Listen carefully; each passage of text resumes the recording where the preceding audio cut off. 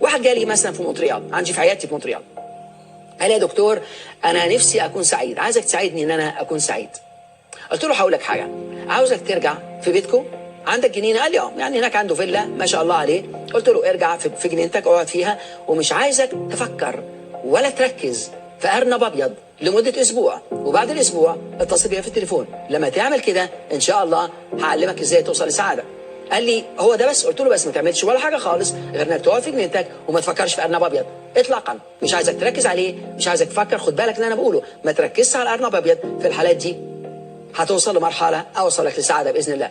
راح بيتهم، يا دوب قعد في جنينه ويحاول ما يركزش على الارنب الابيض، يحاول ما يفكرش. فالجن بيشوف ارانب في كل حته، كل ما يحاول ما يفكرش بيفكر، كل ما يحاول ما يركز بيركز. الجن كلمني في التليفون، طبعا ما خدتش مكالمته، قلت له اسبوع، بعد الاسبوع ده هقابلك يوم الخميس. وراجل الجن شايف ارانب في كل حته وعايز يتكلم، قلت له اسبوع هشوفك بعد الاسبوع. المهم بعد الاسبوع جالي قال لي دكتور الدنيا كلها ارانب، انت ارنب ولادي ارانب، هتجن مش عارف، كل ما احاول ما اركز على الارانب افكر في الارانب. انت عملت في ايه؟ قلت له انا هقول لك انا عملت ايه، عايزك بقى ترجع بيتكم وما تفكرش في السعاده.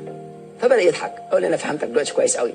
انت عشان خاطر ركزت على الالم وبتفكر في التحديات اللي في حياتك ودخلت جواها باحاسيسك، رحت لاغي كل سعادتك وقعدت تقول ان انا عايز سعاده من العالم الخارجي. السعاده من العالم الخارجي مش هتجيلك من هناك، السعاده جواك. والتفكير الايجابي هيوصلك للتركيز الايجابي، والتركيز الايجابي هيفكرك بحاجات ايجابيه جدا في حياتك. وبعدين قلت له اسمع، انا عايزك دلوقتي تقول لي حاجه واحده بس، عايزك تقول لي التجربه من الماضي مهما كانت بسيطه كنت سعيد فيها، قعد خد منه وقت. قال لي مش عارف اشوف فين وبتاع. قلت له تعال نحددها. في طفولتك؟